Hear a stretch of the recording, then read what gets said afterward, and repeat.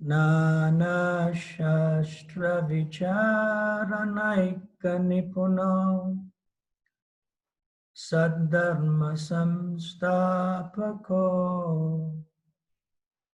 Lokanam Hitakarino Tribhuvane Manyo Saranyakaro Radha Krishna Padaravinda Bhajana Nande Namataliko Vande Rupa Sanatana Raghuyugo Shri Jiva Gopalako Vande Rupa Sanatana Raghuyugo Shri Jiva Gopalako. And the translation, I offer my respectful obeisances unto the six Goswamis, namely Shri Rupa Goswami, Shri Sanatan Goswami, Shri Raghunath Bhatta Goswami, Shri Raghunath Das Goswami, Shri Jiva Goswami, and Shri Gopal Bhatta Goswami, who are very expert in scrutinizingly studying all the revealed scriptures with the aim of establishing eternal religious principles for the benefit of all human beings. And thus they are honored all over the three worlds, and they are worth taking shelter of because they are absorbed in the mood of the gopis and are engaged in the transcendental loving service of Radha and Krishna. Srila Rupa Goswami pranams mantra. Shri Chaitanya Manobhistam Stapitam Jena Bhutale Swayam Rupa Kadamayam Tadati Swapadantikam. And the translation, when will Srila Rupa Goswami Prabhupada, who has established within this material world the mission to fulfill the desire of Lord Chaitanya, give me shelter under his lotus feet? So we are continuing in discussion with text number 7 in our textbook. So we shall recite the invocation again for the scriptures. You can say it with me. Om Namo Bhagavate Vasudevaya. Om Namo Bhagavate Vasudevaya. Om Namo Bhagavate Vasudevaya.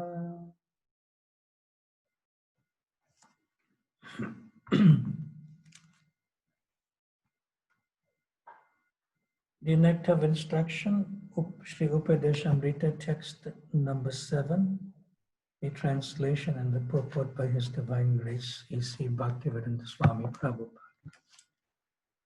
Just give me a moment, just move a little closer.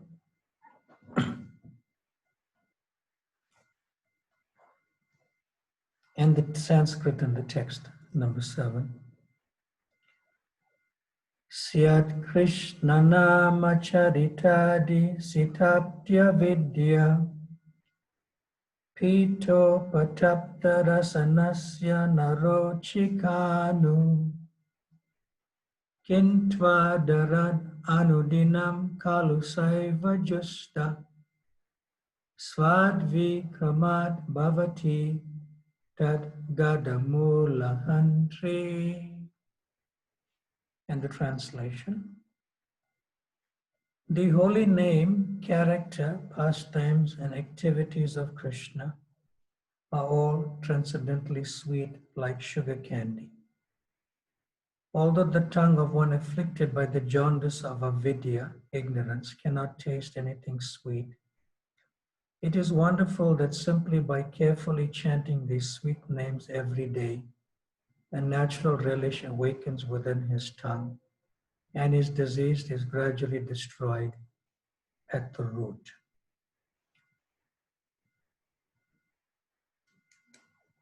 Then I'm going to go on to paragraph 6 in the purport. It's a relatively short paragraph. There are 3 stages in chanting the holy name of the Lord. That's the beginning words of the paragraph. There are 3 stages in chanting the holy name of the Lord. The offensive stage, a stage of lessening offenses, and the pure stage. When a neophyte takes to the chanting of the Hare Krishna mantra, he generally commits many offenses. There are 10 basic offenses, and if the devotee avoids these, he can glimpse the next stage, which is situated between offensive chanting and pure chanting. When one attains the pure stage, he is immediately liberated. This is called Bhava Maha Davagni Nirvapanam. As soon as one is liberated from the blazing fire of material existence, he can relish the taste of transcendental life.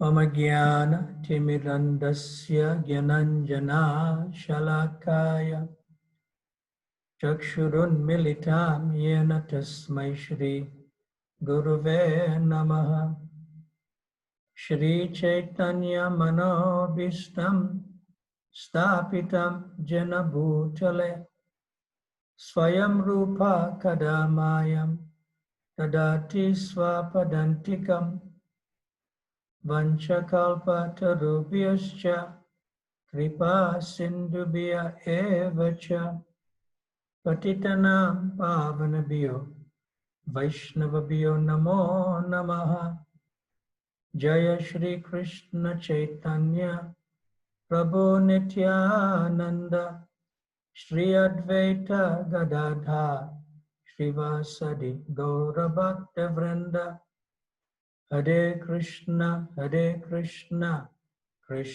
Krishna Hare Hare Hare Rama Rama Rama Hare Hare.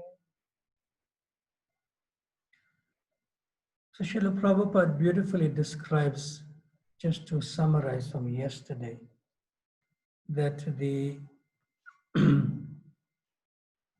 nescience or avidya is compared to a disease called jaundice. And attacked by the jaundice, the tongue of a diseased person cannot palatably relish sugar candy. So sometimes when somebody is with jaundice and then they take sugar candy, or sugar for that matter, they may think there's something wrong with the sugar. But actually the sugar by naturally in its constitution is sweet. But actually when they come to realize that it's just, they're in a disease condition, and the same cure of sugar will eventually taste sweet by its own constitution when one continues to take the sugar. So similarly, this analogy is given by Srila Rupa Goswami and explained by Prabhupada, that, in the beginning stages, it could be beginning stages and varies according to the time span of beginning stages for different devotees. To chant the holy name may not be very sweet, see, because we are still, or one is still attached to the so-called, pleasures of the material world that apparently may appear sweet. See? So sometimes it is explained that, what is bitter in the beginning may end up sweet eternally. See? And in material life, what may appear sweet in the beginning may appear very bitter, in the end in material life. So it's better to take the bitter first and and proceed to become purified and then come to the sweetness of chanting the holy name. Sweetness of the holy name as well as sweetness of chanting the holy name. So there are two features here. One is the holy name itself, which is always transcendently sweet. And the other is the chanter of the holy name. So the holy name cannot be tasted if one does not chant the holy name. So, in other words, we offer our humble obeisances,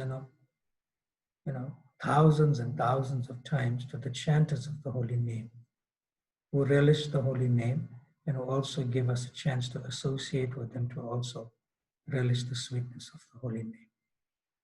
So, in other words, the holy name itself cannot manifest itself. The holy name can only manifest if somebody chants the holy name. So the chanters or the devotees who chant the holy name are more important than the holy name itself because they manifest the holy name by chanting the holy name. So we offer our humble obeisances to all devotees who are trying their best to try to chant and hear the holy names. So what I just read, Prabhupada briefly describes the three stages in chanting the holy name, in the sense that it's a progressive stages of one who chants the holy name or the chanters of the holy name. So we may put slide 69 onto the screen, and I will take you slide after slide and explain this very nicely. So one of our previous acharyas, Srila Vishwanath Chakravarti Thakur, gives this wonderful explanation about the three different stages. So avidya means the jaundice of ignorance. So that is depicted in this diagram slide at the bottom in black as darkness.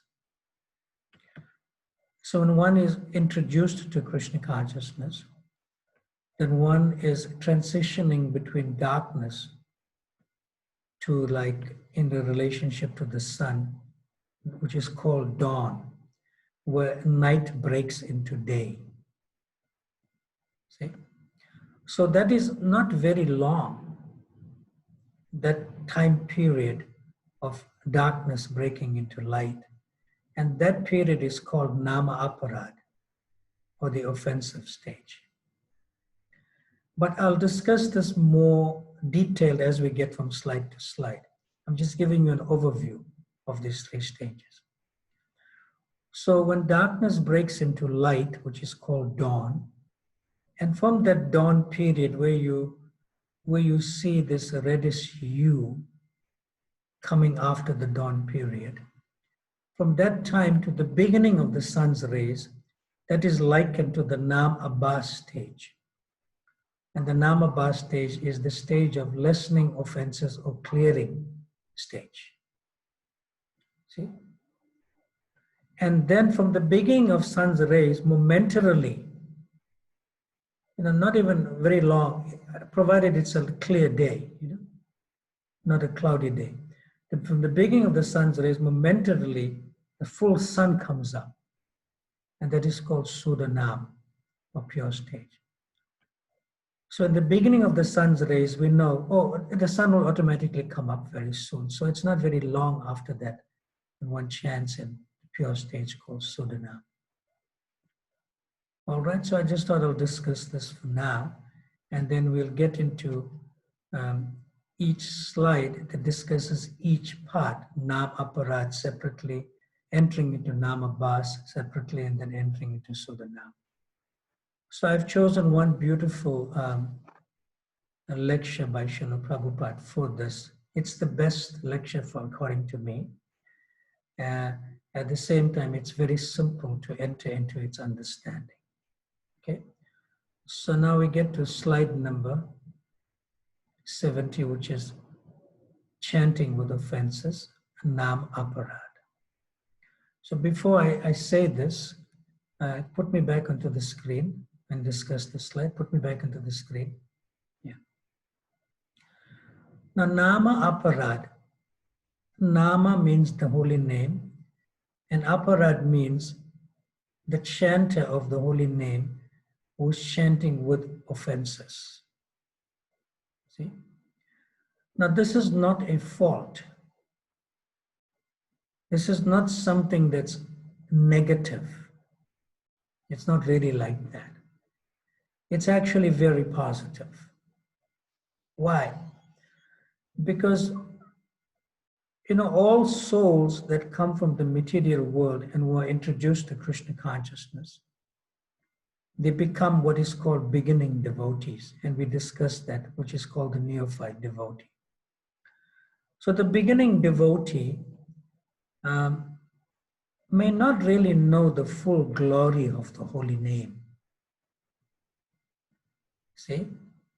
So in the beginning stages, when a non-devotee is introduced to Krishna conscious practices, and the experienced devotee, who was the preacher, may tell that beginning devotee who's coming to Krishna consciousness, chant Hare Krishna.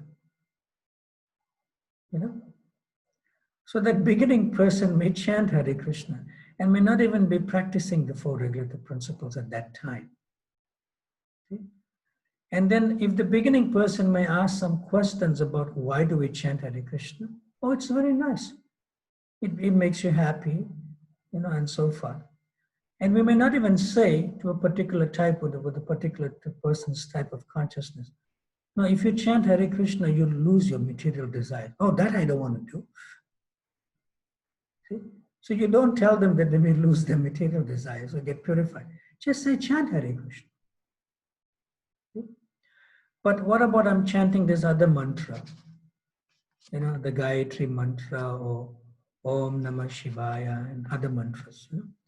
Should I give that up? No, you just chant Hare Krishna. You just continue to chant Hare Krishna.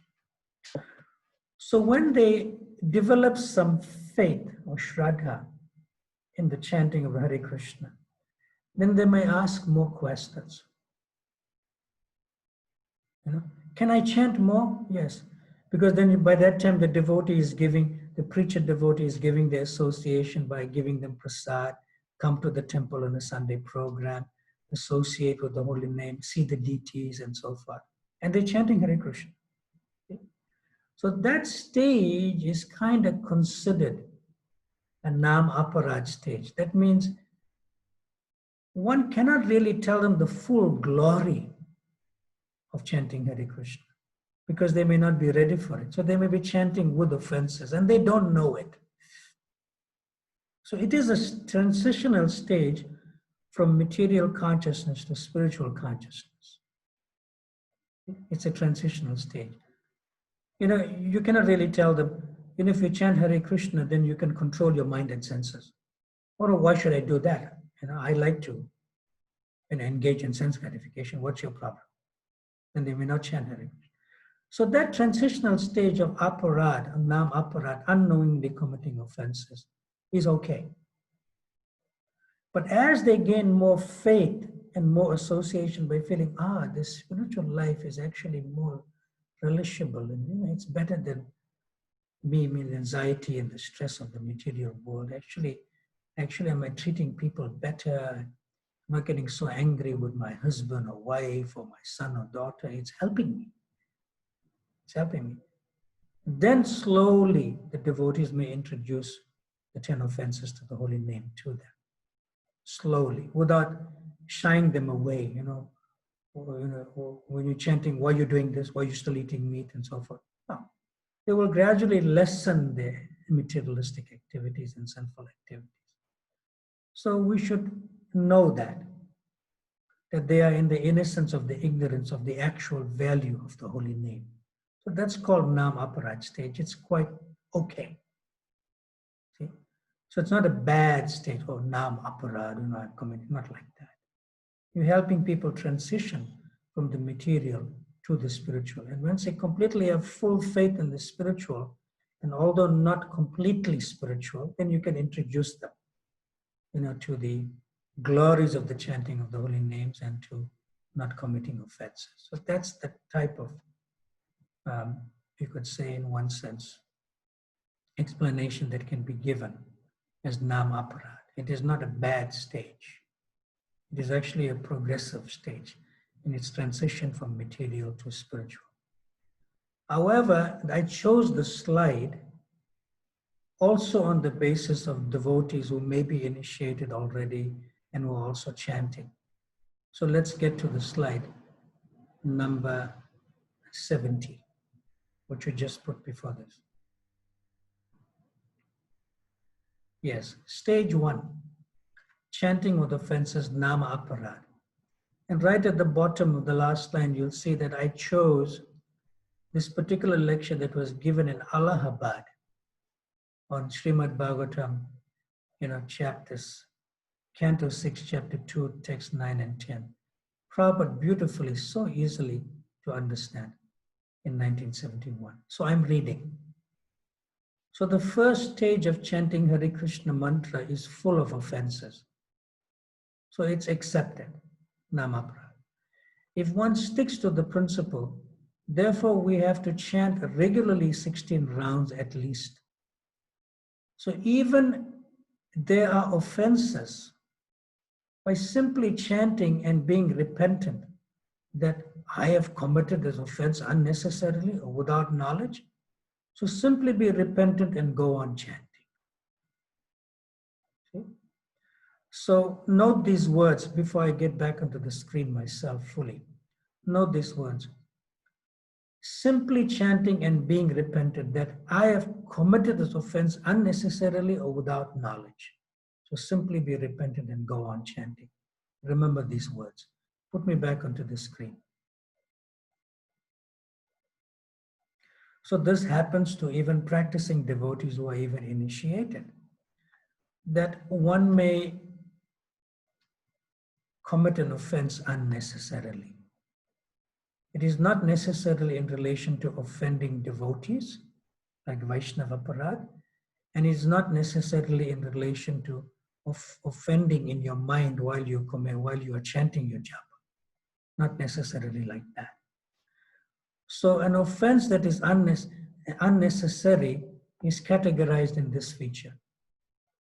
We know that it is unnecessary to eat food cooked by non-devotees, although it may be vegetarian and not in onions and garlic, without onions and garlic. We know that. But we are attached. We are attached to that type of taste. Like for example, we know it's unnecessary to eat chocolates which is full of cocoa and it's addictive with caffeine. But we are attached. We are attached. We know that it is unnecessary and a sheer waste of time to go onto social media, go onto websites, and even, watch television or movies. We know this is unnecessary. See, very unnecessary. Like that. So I just gave you something about food and something about, social media. Just 2 examples. So you may commit that offense unnecessarily because it's unnecessary.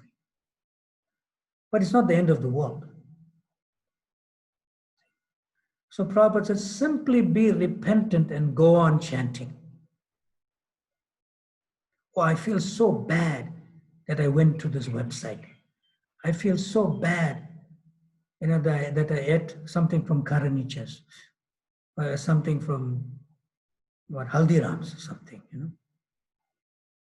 or something from that, vegetarian sweet shop around the corner in Kuala Lumpur, like that. I feel so bad. So when you feel bad, it's good. It's good to feel bad. That means you are repentant. I shouldn't have done that. See? I shouldn't have eaten that. I shouldn't have watched that, television series. I shouldn't have watched this or that.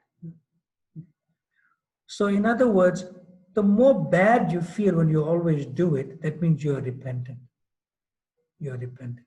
And you take a bead bag and you chant Hare Krishna. See? So that's committing offenses unnecessarily. That doesn't fall in the category of Vaishnava Aparadha.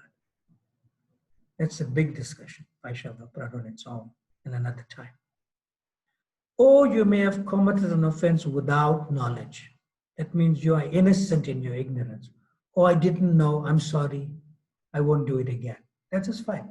Be repentant like that and continue to chant. So put the slide on again.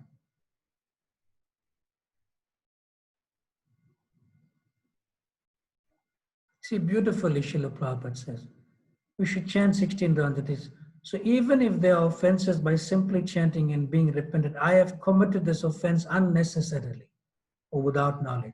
So simply be repentant and go on chanting.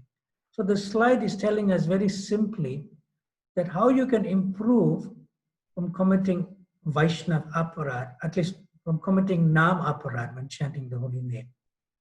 You simply be repentant and go on chanting. Nothing else is necessary.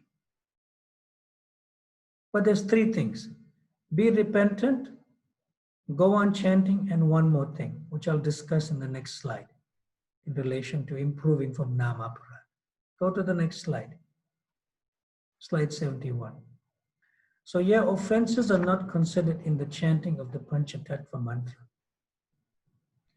As preachers of the Krishna consciousness movement, we first offer our obeisances to Sri Chaitanya Mahaprabhu by chanting this Pancha-tattva mantra.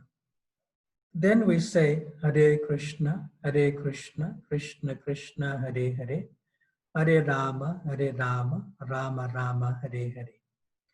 There are 10 offenses in the chanting of the Hare Krishna Mahamantra, but these are not considered in the chanting of the Pancha-tattva mantra, namely Sri Krishna Chaitanya Prabhu Nityananda, Sri Advaita Gadadhar Shiva Sadi Gaura Bhakta Vrinda. So put me back onto the screen. So there are three things we can do just to improve from the Nam aparad stage. And that is, if you do something unnecessarily, like watching something on social media or eating food cooked by non-devotees, although vegetarian, then you feel bad. And then you'll find that you'll do that less and less frequently if you simply be repentant and go on chanting. Two things, be repentant and go on chanting. It's good to feel bad. Be repentant and go on chanting. Two things. And the other thing that Prabhupada says in this last slide, you must always chant the Pancha-tattva mantra before chanting Hare Krishna Maha Mantra. And that will help us to be purified from the Nam aparad stage. Very, very important. Okay. So now I'm moving on. I know there may be some questions, but just note your questions down because I want to complete this discussion and then we'll take your questions. Okay. So go to slide 72. The same lecture from Allahabad by Srila Prabhupada 1971 continues. Clearing stage, Namabhasa stage of chanting. So I'm continuing the lecture with the same words, if you remember. So simply be repentant and go on chanting. Then the stage will come. It is called Namabhasa, that is offenseless, when there are no more offenses.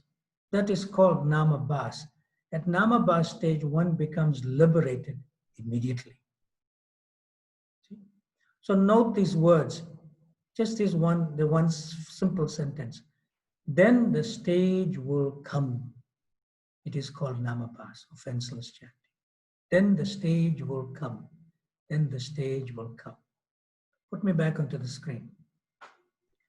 So in this Namabhasa stage, your offenses are lessening and you will be less and less attracted to materialistic things like social media, television, and eating food in outside places that are cooked by non-devotees, all that. You'll do that less and less. But Prabhupada says very clearly here, then the stage will come that is called Namabhasa. In other words, it's not that by your practice of chanting japa, which is at least minimum 16 rounds, that you can achieve the stage of Namabhasa. No.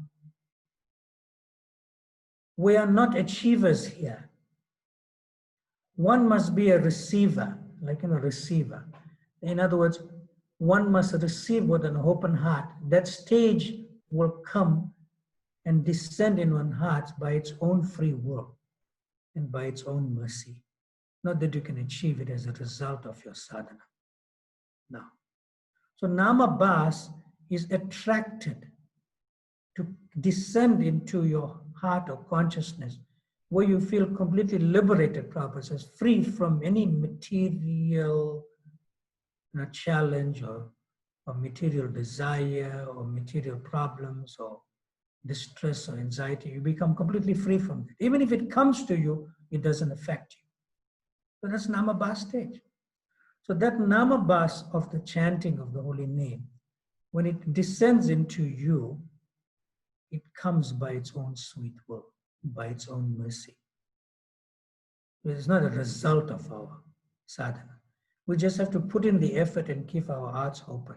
Krishna's mercy will send the Namabhasa stage into our consciousness, which will become, we could say, a Jivan Mukta.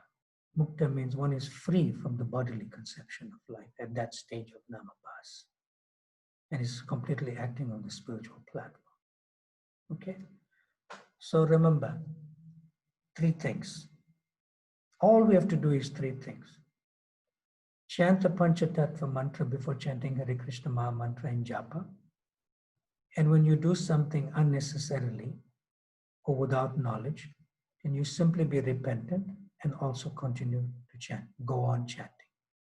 3 things. Pancha-tattva mantra before chanting. When you do something unnecessarily or without knowledge, be repentant. And then Prabhupada says, go on chanting. There's no need for other prayashchita or atonement. Let's get to slide number 73, pure chanting, Sudhanam.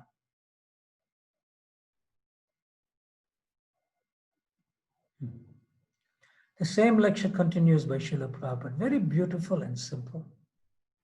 And when one is liberated, which I'm continuing from the previous, like that.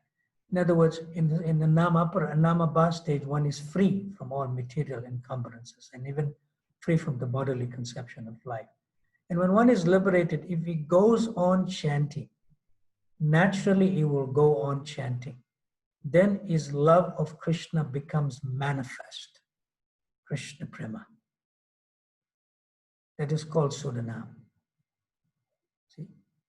So now, if you look at this stage of Sudhanam, it is also not something that we can attain.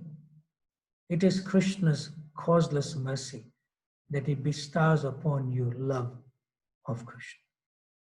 We cannot attain this by our sadhana even. But we have to put in the effort in our sadhana. And then there's Krishna's mercy that brings love for Krishna into our hearts. So if you look at the slide for Sudhanam, there are some words that are common in all 3 stages. This is in relation to japa actually, mainly in japa, because Prabhupada begins the discussion about chanting at least 16 rounds daily or minimum 16 rounds of japa daily. See?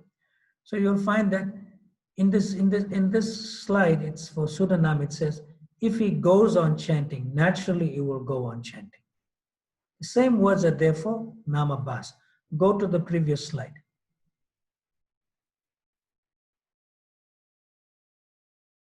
See? It says, simply be repentant and go on chanting in Namabhasa. Then the stage will come. Beautifully put. Now go on to the previous slide and the previous slide, which is in the lecture. So Prabhupada says in the sentence, so even if there are offenses, by simply chanting and being repentant, see, and in the end, go on chanting. Put me back onto the screen. So there's only 3 words Prabhupada says for Nam, Aparad, Namabhasa, and Sudhanam. 3 common words in this lecture. It's like an instructive mantra. And what is it? Go on chanting. Go on chanting. Go on chanting. See? That is Kirtaniya Sadahari. Go on, especially japa, go on chanting. So in other words, we do not really have to know what stage we are on. In other words, some people may say, oh, I've been chanting Hare Krishna Maha Mantra for 15 years now, my japa, nicely every day. So maybe I'm on Namabhasa stage. Or somebody else may say, well, now I'm chanting for 25 years. Do you think I'm on Sudanam stage, pure chanting? Not like that. So these stages are seen by others on a person who's chanting. The person who's actually chanting doesn't know on what stage they are. Others may detect that, but they don't know. So therefore, a simple mantra from a personal perspective is go on chanting. Go on chanting. That means don't give up the chanting, irrespective whether one knows or one does not know what stage is on. But really speaking, one will not know, even if one is on the Sudanam stage. All right. So now I'm going to get further to discuss this, and then I'll take some questions in relation to text number 7. And Srila Prabhupada beautifully says in a Srimad Bhagavatam purport, practically in the 10th canto. It's in the next slide, actually, slide 74. Put it on for us.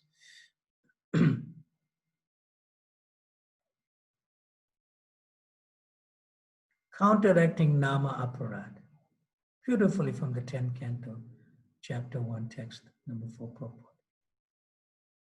It is therefore recommended that an offender at the feet of the holy name continue to chant the holy name 24 hours a day. Constant chanting of the holy name will make one free from offenses, and then he will gradually be elevated to the transcendental platform on which he can chant the pure holy name and thus become a lover of the Supreme. Become a lover. It's a very intense word, Prabhupada. Thus become a lover of the Supreme Personality of Godhead. Such a beautiful word. Krishna Prema, lover. Beautiful word. Get me back onto the screen. So the same instruction from the lecture I chose from Allahabad in 1971. Srila Prabhupada says, go on chanting, go on chanting, go on chanting. Now, the question may come up, what about if I commit offenses to devotees? What do I do? But you may not know that you're committing offenses. If you know you've offended a devotee, that means you're sincerely hearing the holy name. It will come to you, and then you can beg forgiveness. But still, if you go on chanting, you will lessen your offenses to the devotees. And how do you lessen your offenses to the devotees? The first feature of lessening your offenses to devotees when you go on chanting is that by the chanting, it will reveal to you in your consciousness who you have still offended and you still have to beg forgiveness from. That will free that more and more. And then you'll chant Kirtaniya Sadeli very easily. You will always chant the holy name without any challenges from the mind. See? Now this go on chanting, same mantra, go on chanting is expressed by Srila Prabhupada further in the next slide, 75. Put it on for us. Beautifully given. Quality and quantity in chanting japa. Brahmananda asks, the quality of the chanting is asking, how can we make the quality the best? And Srila Prabhupada says, quality? You'll understand, first of all, come to the quality. Without having quality, how will you understand the quality? You follow the instruction of your spiritual master, of the Shastra. That is your duty. Quality or no quality, it is not your position to understand. That means you will not know you on Sudanam stage. When the quality comes, there is no force. You will have a taste for chanting. You will desire at that time, why 16 rounds? Why not 16,000 rounds? How nice. That is quality. That is quality. Then Srila Prabhupada pauses a little bit. It is by force.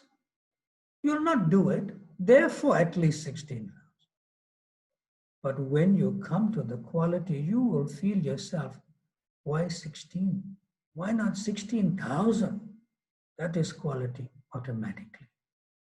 Beautifully given by Srila Prabhupada in a morning walk on November 2nd, 1975 in Nairobi. Get me back onto the screen. So this is quality in chanting. Quality means it comes from quantity. And when you want to do the same activity on and on and on, you want to do it more and more and more. Without being bored, without feeling it's like mechanical or hackneyed or pale or stale or dry. That is taste. That is Sudana. See? And sometimes, when you do not have that kind of attachment to chant Hare Krishna Maha Mantra Japa at least, then Krishna knows that you're still sincere, yet you're trying your best. And sometimes Krishna may jolt you. And how he will jolt you? Krishna may give you some experience that is not undesirable for you according to your desires. Krishna may send another devotee that may give you some distress. Krishna may send you some, you could say, Krishna karma, not normal karma, Krishna karma in the form of some like poor health or ill health. Krishna may even send you a terminal disease that you don't have long to live in this body. And then what happens to you? Oh, you will chant as if it's your last breath to breathe. See? Or if you're going through some distress given by another devotee, and if you're really sincere in your heart, you may not blame the devotee. You may feel, what did I do wrong for the devotee to give me this distress? But I cannot think of anything that I did wrong. And what you say? Oh, there's nothing else now. Nobody can solve my problem of why I got distressed. Krishna, it's only you. It's only you. You'll take your bead bag and you'll chant and you'll hear like you never chanted and heard like before. So that's Krishna, bringing you closer to experience, the actual association of Radha and Krishna in the form of chanting japa. When you feel there's nothing else. See? So yesterday or the day before, Prema Manjari asked a nice question. And I thought about a question even more, even yesterday and even today. She asked a question which was very, very, very important and very thoughtful question. And if I can paraphrase it, I'll paraphrase it now. I'm not sure if she's online here. Is Prema Manjari here? Yes, she is there. Good. I can see her here. So she mentioned something which was most important, and it got me even thoughtful internally. She said that, we are chanting the holy name, honoring prasad, and doing Krishna conscious activities for ourselves, for our own pleasure. She did mention something like that. And it struck me, it was a very important question to ask. And then I read from that purport that, Nama, Rupa Guna Lila, that we are doing it because Krishna wants us to enter into his pastimes eternally, as we rightfully can inherit that because it's our natural position. I said that at that time in response to a question. But here there's another thing. There's another thing. The ultimate, which I discussed in my Nectar of Devotion series about Prema Bhakti. See? Prema Bhakti. And she has a nice name, Prema Manjari. Prema Bhakti. She asked a very nice question. All the questions are wonderful. But I especially was thinking more about her question in the last 2 days. Is that the actual, I'm just paraphrasing in my own words, the actual feeling of Krishna Prema comes like this. Like that. It is like internally our natural state of Krishna consciousness of the spirit soul in its natural state. And it's not selfish, and neither it is selfless, but the highest feature of Krishna Prema. It is neither selfish nor selfless of why we chant the holy name and why we practice Krishna consciousness. But it is a feeling of exclusive possessiveness. And the exclusive possessiveness internally, although externally one may have to still do one's duties as a mother, father, husband, wife, son, or daughter. But internally it is so guyatama, it is so intimate that it cannot be shared with anyone else. This feeling. And what is that feeling of possessiveness? That feeling of possessiveness is that Krishna, you are mine and I am yours, and nothing can come in between. That's Krishna Prema. Simply put, simply understood. So that exclusive feeling of possessiveness means nobody can shake that relationship. Krishna, you are mine. In other words, I possess you. And Krishna, and I am yours. And you possess me. And nothing can come in between. See? In other words, through the potency and through the mercy and consciousness of Srimati Radharani, who's the via between, who's between you and Krishna, Radha Krishna, Radha Krishna. So Radharani introduces you to Krishna, and Radharani introduces to be with Krishna, alone with Krishna, because she wants you, she desires that you associate with Krishna. In that sense, Krishna, you are mine and I am yours. This exclusive feeling of possessiveness, nothing can come in between.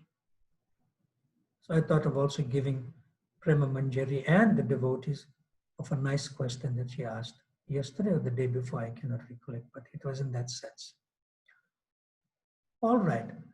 So I want to conclude this nice text number 7 and then take some questions. And it's a beautiful conclusion by Srila Prabhupada about preaching not only our own internal Krishna consciousness for Krishna Prema.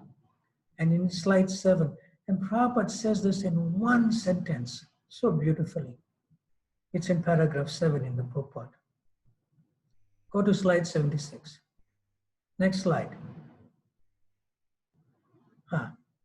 The main purpose of ISKCON for preaching. The Krishna consciousness movement is especially, not the word just meant, the word especially is there. The Krishna consciousness movement is especially meant for creating an atmosphere in which people can take the chanting of the Hare Krishna mantra. Amazing. This is the ultimate purpose of ISKCON, is to chant Hare Krishna and also to give the Maha Mantra to others. Okay. Now, put me back onto the screen. Before I take some questions, is Manish on our screen yet? Manish is here today? Is Manish there? No, Maharaj. All right, okay. I'll discuss this when Manish comes onto the screen later on or tomorrow in relation to the 12 rasas, because he asked a question and I'll give him the reading assignment for that, as well as for everyone if they'd like to read. Okay, so if Manish comes in the next day or so, then we can discuss that. So now we'll take some outstanding question from Sita Thakurani first from yesterday, and then we'll take other questions and comments. Sita, come onto the screen, unmute yourself and tell us your question that was pending from yesterday. If you'd like to end it before we end it. I have a few questions, Maharaj, been pending for 2 days. So it comes from the day before yesterday that I see faults in devotees, but I accept them Okay, as. okay, one second. You give me your first question, then we'll take other questions, right? So you said you see faults, you see faults in devotees. But then I accept them as they are. I don't commit offense or anything. But I don't see them. That means you are progressing nicely. You can admit your faults, but at the same time you're not faulty. See the difference? It's a nice thing that you are admitting that you're finding fault, but you're not faulty. In other words, you're not exposing the fault you see in others with somebody else. You're doing good. Next question. Now the problem here comes my surrender, because I don't see anybody perfect. So I find it too difficult to surrender myself. In other words, surrender is based on faith. And faith means that you develop relationship. So if there's faith in somebody initially, see, then that faith is ado shraddha, and then it leads to sadhu sangha. Then you favorably associate with devotees. And then in a bhajana kriya, and then maybe after that, you may surrender to shiksha gurus and diksha guru with more relationship and faith in specific devotees on a closer level of friendship, or maybe even subordinate to superior. You're more close to them. In other words, you trust them, and you have confidence in them that they will hear you and help you and keep confidentiality. So that has to be developed. So I'm sure you do have that. Come onto the screen, and I'm on the I'm sure screen, you have Maharaj. close relationships with devotees. Yeah, but my surrender is not there. Like how Prema has for Guru Maharaj, I don't have. No, that's not true. I'll tell you why. I'll tell you why. Put me back onto the screen. Put me back onto the screen. She's using me as an example. I know she's, to some extent, that she always asks me questions on email. She sends me nice questions to ask and clarify. So she is surrendered because Atato Brahma Jigyasa. She's inquiring more and more of the absolute truth. But she's saying otherwise because she doesn't know what's inside her heart. We are taking it out from her heart. So in relation to me personally, I feel you are surrendered, not necessarily to me, but to me, through me, to the disciplic succession, in that sense. So you're doing well. And you have a nice friend, Prema Manjari. You have a nice friends, Hari Priya, Ladli Radha. You have so many friends in Bombay. So you have good relationships with devotees. So don't feel fallen for no reason. Just get up and be alive and be conscious of how nice you have so many friends. I'm speaking like this, maybe others in Malaysia and other parts of the world who are listening may think, why am I speaking this? No, I know her, and I know a good husband, Advaita, personally, so therefore I'm able to help her with her own question on a personal level for now. Remember, it's based on faith. And deeper faith means, beginning relationships, and deeper faith means continuing with relationships with devotees. And if you feel that you don't have that kind of surrender, then all you simply do is you cook a big feast and invite the devotees. They'll run for big feast. They'll come hungry also. And that way you can surrender. Sita, is it okay? What's your third question? So in regards of committing offense, what about the relationship between husband and wife? We commit offense to my husband all the time.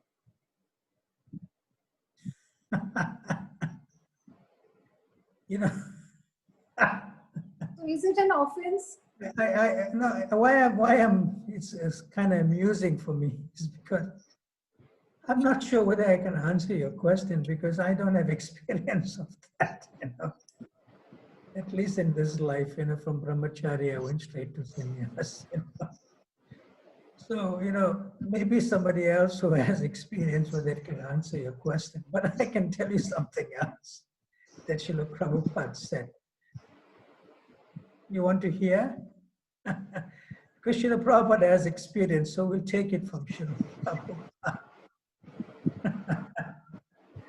And Srila Prabhupada said this.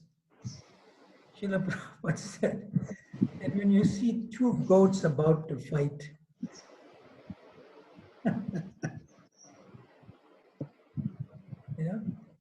it's like, when you see two goats, it's like, they're like arguing with each other, they're braying and making the sound of goats. And sometimes, they want to like, the horns come, some of the goats, the horns come. Srila Prabhupada said, don't go in between. You know what? They'll turn around and they'll attack you. Like that. And then Srila Prabhupada says something to the effect, you may see them, or they're about to, it's such a sin, they're about to like attack each other. But when you witness them from a distance, they never attack you. They don't attack. It's like about to, I'm arguing this, that, attack each other. So in a sense, that is the culture of Grihastha life. If they don't argue or fight with each other, especially husband and wife, but never do it in front of the children. Do it as husband and wife, but never do it as mother and father in front of the children. Not good. Do it in a private room or something. Or tell the children go play outside. We talk. That's what my mother and father used to do. I remember that. But I used to hear the loud sounds.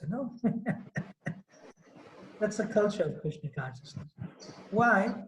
Because if the husband and wife don't fight, there's no lila, there's no rasa. It's dull, boring.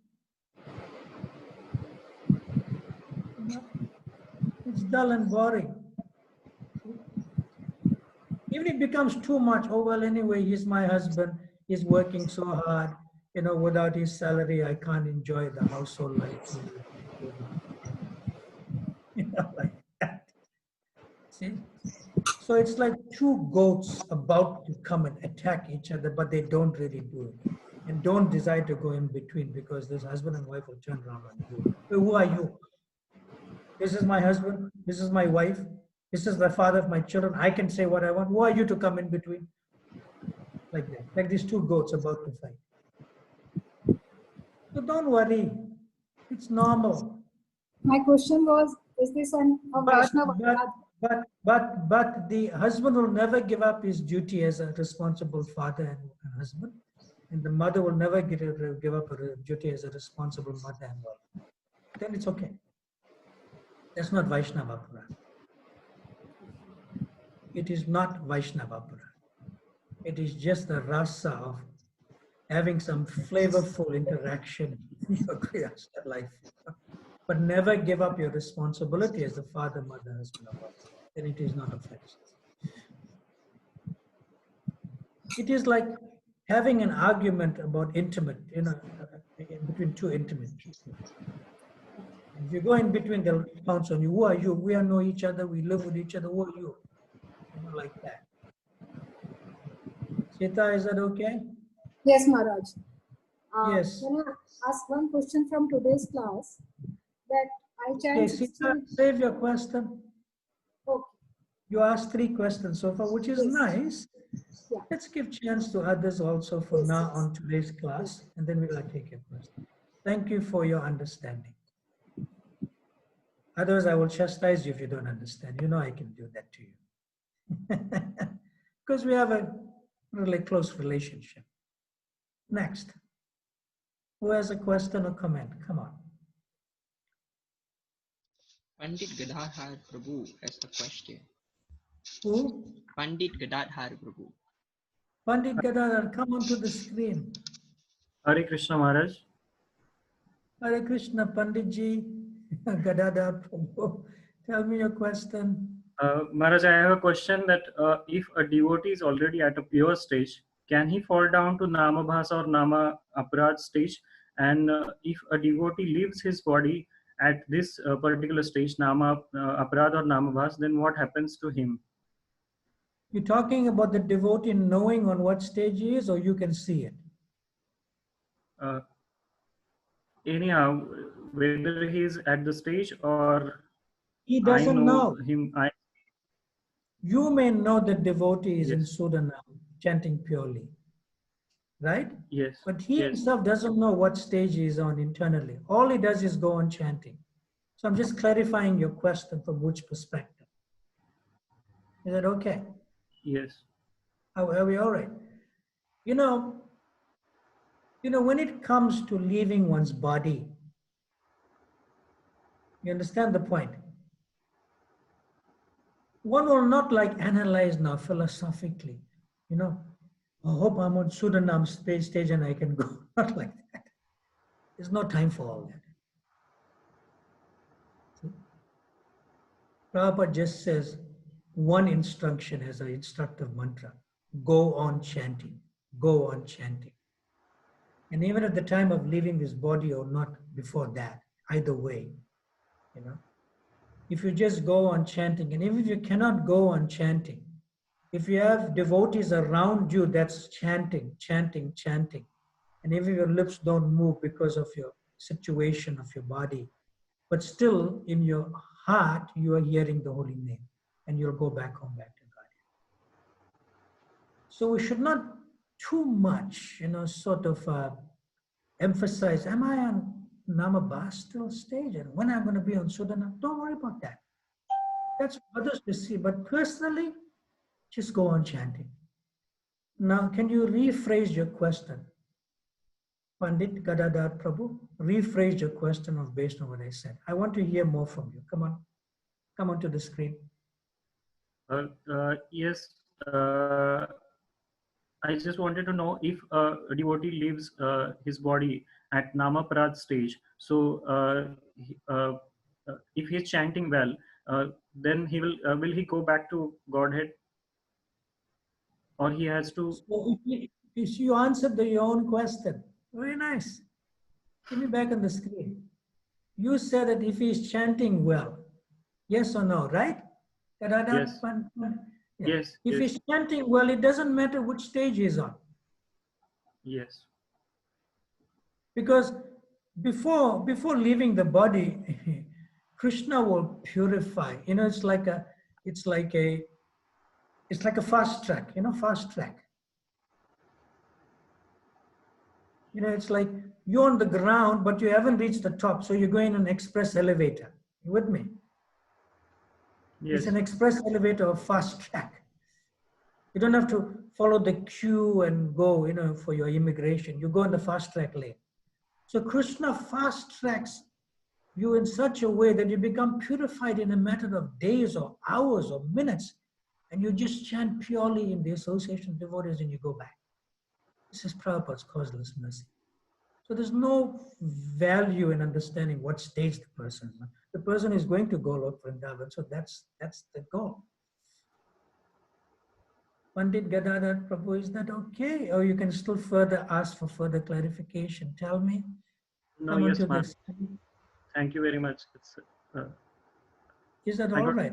yes, yes, You ma'am. got the answer.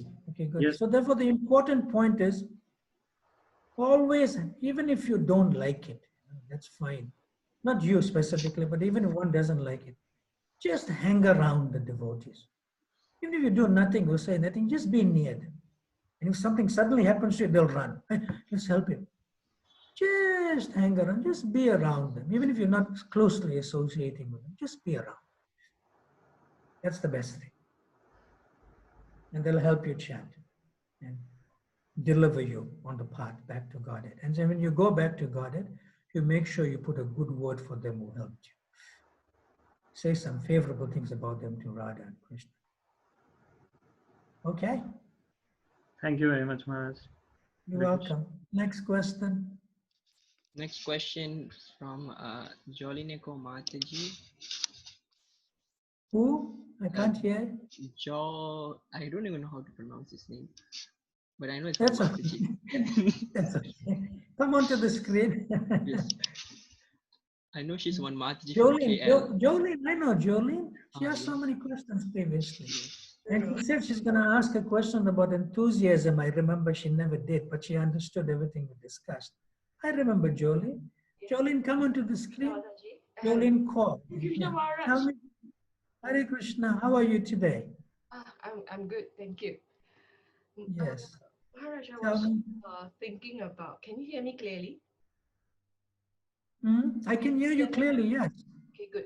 But can you put your face a little up on the screen so I can see you more clearly? Okay, I'll lower down my... Yeah, that's good, that's good. That's good. Yeah, tell me now. So I was just listening to Krishna, you are mine and I am yours. It's a feeling of possessiveness. You were listening to? Krishna, you are mine and I am yours. It's a feeling of Oh, possessiveness. that's wonderful. You make sure you get to that point in this life. Now I'm thinking that if it is a very elevated position and if you are not there and you think like that, you're probably delusional and you're not being humble in your chanting, right? Yeah, but one thing you should note, that's not delusional. That's an aspiration. No, I was It's just different. No, thinking. it's an aspiration. You know what's an aspiration? You aspire for that. You may not have it right now, but it's a good thing to aspire for. Our eternal relationship to be joined again with Radha and Krishna. It's a beautiful aspiration. We all should aspire. Because I was So just you can be an aspiring devotee, no problem, and aspire like that. And then continue the process as an aspiring devotee, chanting your rounds and associating with other devotees and so forth. Now say further, say further. I know you want to say more, but I just want to interject and tell you what you are saying is quite in order. no, I was just thinking that perhaps we should think that Come onto the screen, come onto the screen. yeah, and here. I was just thinking that maybe it should be Krishna, you're not mine, but I am yours. Please take me back. It's a more humble position than being close to aspiring, but we're not there. But and we, I don't know. I think that's Okay, okay. Philosophically, you belong to Krishna. That's what you are saying, right? Yeah. And philosophically, you are saying, Krishna, I know you belong to me, but I'm not there yet, right? Yeah, you're not what mine. you are saying. Yeah, Krishna, you're not mine, but I am yours. That's fine. In that sense, what you are saying is a very elevated consciousness. Also, Krishna, I belong to you, and you can do whatever you want with me. In that way, I am yours. Hmm. And you know whose consciousness is that? Jolene? That's the consciousness of Srimati Radharani. Okay. Astasyava padaratam pinastumam adashana mamahatam karotu. Yata lampatam matparanatastu sahib. That I know no one but Krishna. Even if he tramples me, even if he gives me an embrace that is rough, Mama Hattam, even if he's not present before me, still is my pranana, my life of my life. So, what you have just expressed, I am just trying to take it positively from your consciousness and bring it to the highest feature of our aspiring, of our aspirations. So it's quite in order. Jolene, All right. you are perfectly in proper consciousness. Don't worry, in good consciousness. Thank you very much. Thank you, Hare Krishna. Hare Krishna. Next comment or question. Devotee named Rajesh Agrawal. Who is Ladli Radha? Ladli Radha, Hare Krishna Maharaj. Ladli Radha is my wife. Hare Krishna. Maharaj. No, that's why I asked for her, but you wanted to come on. And Rasheshwar, tell me your question. He's not Rajesh Agarwal. His name is Rasheshwar Yeah, Prabhu. this Of is course, my both. Okay, tell Maharaj. me. Maharaj, during your Namamrit class, you tell us about some what are your prescribed round and what are not, which are extra rounds. Okay, Uh-huh. now I am doing some rounds, keeping that mentality in mind that it is important for my health to walk. So I do some round while walking. So Yes. are they will be In other count words, as prescribed round or extra round? no, your prescribed minimum 16 rounds of japa should be done according to how Prabhupada tells us to do.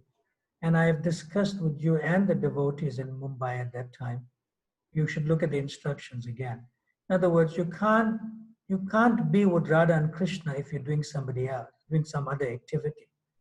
Because Radha and Krishna will say, well, you're busy doing something else, that's fine. We'll come later and see you. But if you want Radha and Krishna to oversee you, to be as an auspicious background, then that is all right with your japa chanting.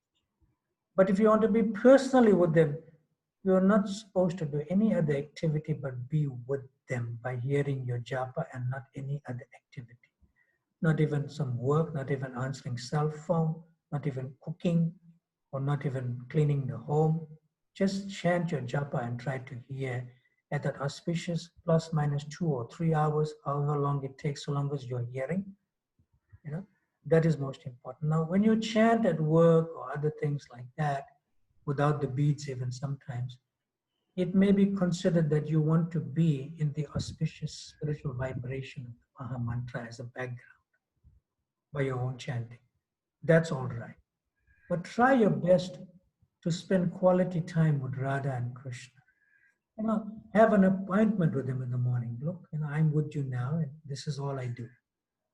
And even if the mind is wandering, just continue to do that. And slowly you'll see day after day, week after week, month after week, you're more with them. And they're always with you, but you'll feel more and more of their presence.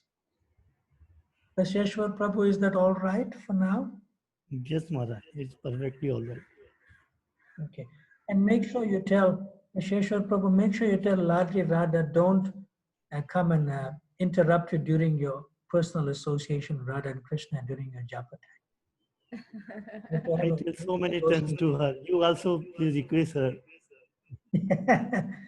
I am instructing Ladli Radha, don't distract Rasheshwar when he's chanting his japa. He's with his in association with Radha and Krishna. And similarly, Rasheshwar, you don't disturb her also. Okay, Maharaj. All right. Nice. Thank you. Good. Anyone else? Anjana Gopika Mataji. Anjana Gopika, Hare Krishna Maharaj, Dandavat Pranam.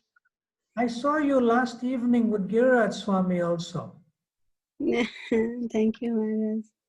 You everywhere, you're just so hungry for association.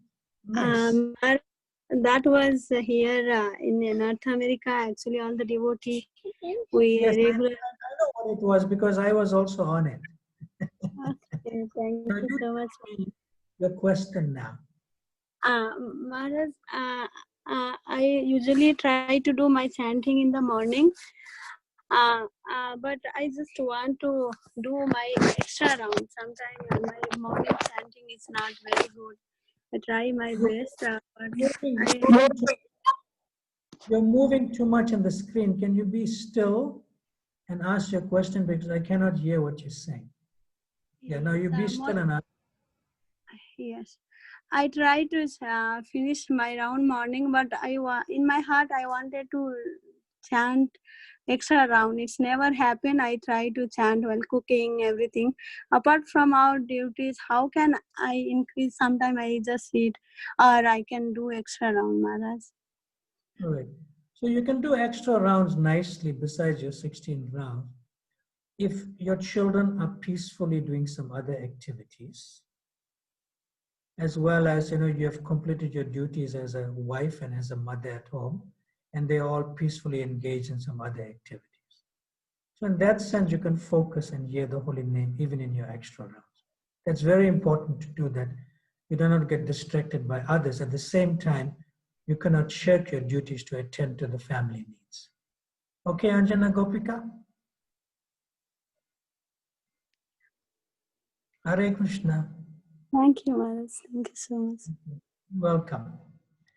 Next question. That's or all for comment. now, Maharaj. Is that all for now? Yes. Okay. So I'm going to discuss something which Monish asked yesterday, and it was a nice thing actually to do. Yeah. So maybe if Prema Manjari or Vrindavan Bihari or somebody who knows him in the Mumbai area, you can share this, because I'm not going to discuss it tomorrow. You can tell him to look at this recording of this class today. It will be put on. It will be put on within the next couple of hours on YouTube. So you can ask him to look at that. So in response to the rasa question that he asked yesterday, I just want to read a little bit about it. It's beautiful. And this is in chapter 34 of the Nectar of Devotion. And I thought I'll also end with this today, so I left it at the end. We have about 10 minutes. Okay. So in relation to that, and I told him to read Nectar of Devotion yesterday, but I'm not sure whether he knows where to look. See? So in relation to that, I'm just going to read an overview of it, and then you can read it more in detail as well as all of you. It's a beautiful read, but it's a very advanced stages of reading in the Nectar of Devotion, because this is, chapter 34, and it then goes into the fourth part.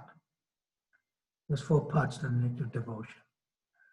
So I'm reading from a paragraph called Direct and Indirect Attraction for Krishna.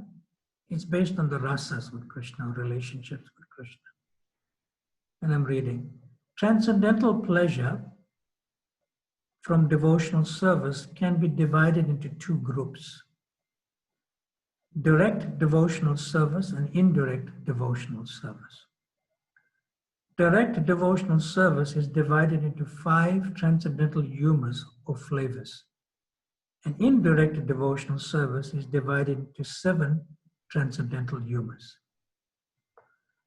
Direct devotional services are as follows: neutrality, which is Shanta, Ras; servitude, which is Dasya; a fraternity, which is friendship, or you could say in one sense, Sakya; paternity, which means parental relationship, mother and father, which is called Vatsalya; and conjugal love, which is called Madhurya. That's direct relationships. Now, indirect relationships in devotional service is divided into laughter, compassion, anger, chivalry, dread, astonishment, and ghastliness. Devotional service can therefore be divided into 12 types, each of which has a different color. Amazing. The colors are white, multicolored, orange, red, light green, gray, yellow, off-whitish, smoky, pink, black, and cloudy.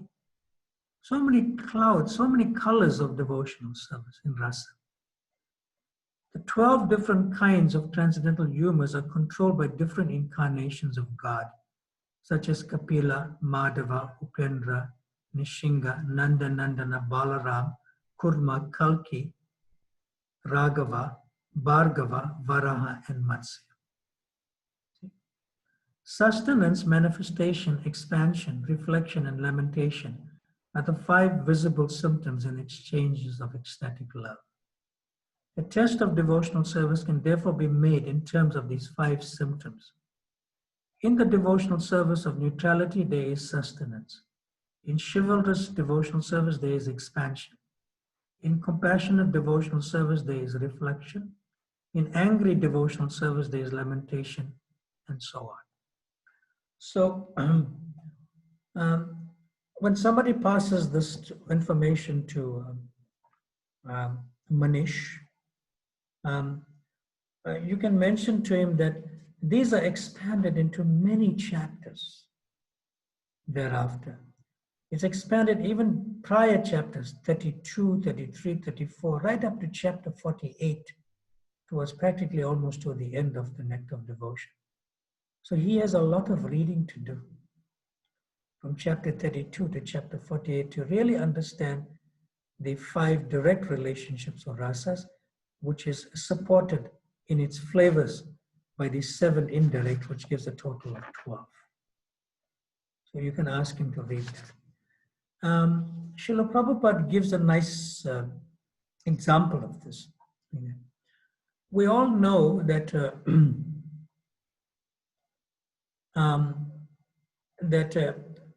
Krishna's relationship with Arjuna, including on the battlefield, is one of Sakya Ras. In other words, Krishna's eternal relationship with Arjuna is they are friends, friendship, Sakya, or like that.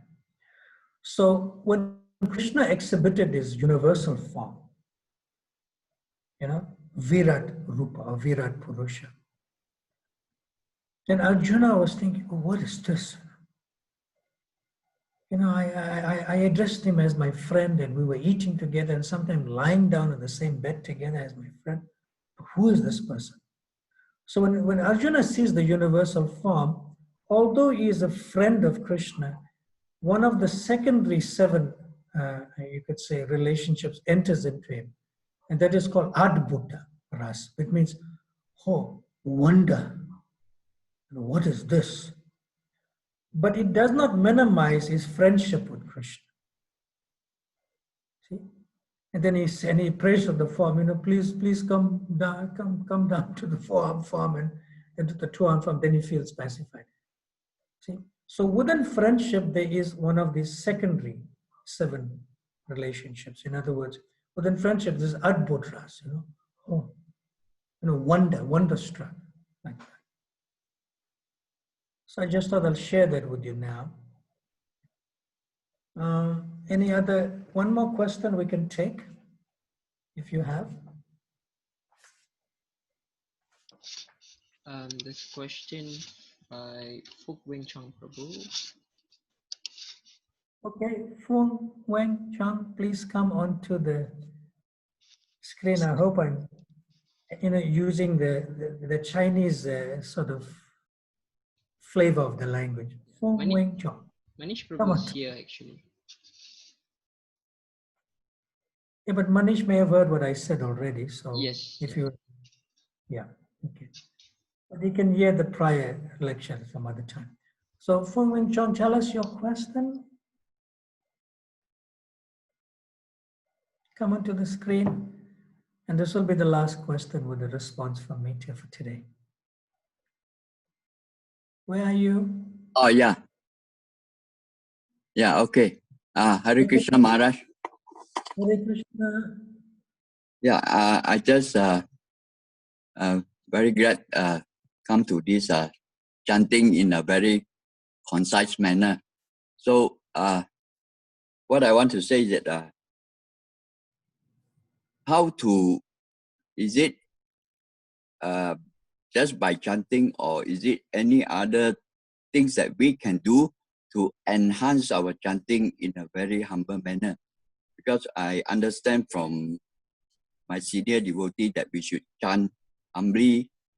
So is there any other way that can make the impact of the chanting in that humble stage? Okay, nice practical question. Yes. The first point I'd like to make, and one should always understand this, that bhakti or devotional service, and the prime activity of bhakti or devotional service for us, for now, in our stages in Krishna consciousness, is to chant Hare Krishna Maha Mantra Japa. And Hare Krishna Maha Mantra Japa is actually the prime vow that we take to come to the point of accepting initiation and continuing to chant thereafter after initiation, which we said initiation was just a formality of continuing to chant the holy name. So that should be understood. So if it's the prime vow in relation to our, you could say, link with the disciplic succession and ultimately to Radha and Krishna, then it doesn't depend on any other activity. It never depends on any other activity. However, for a practical answer for this, it goes like this. Now, if you have a sacred appointment with Radha and Krishna, which means to chant your japa,